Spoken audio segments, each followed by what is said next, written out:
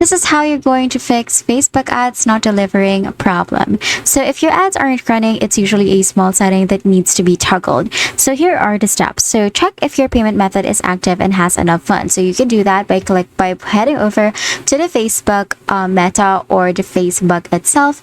Make sure that you're logged into your business, and then from here you can check. Now you can click on the ads manager.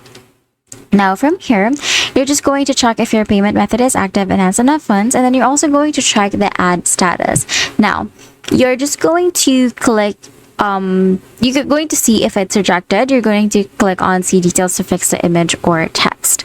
Now you're going to ensure that your audience isn't too small, because if it is, you just have to remove some filters to reach more people.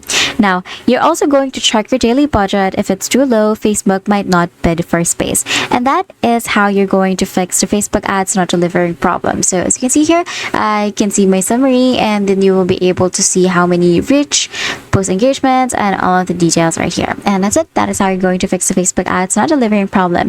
If this video helped you, please don't forget to like the video and subscribe to the channel for more videos like this.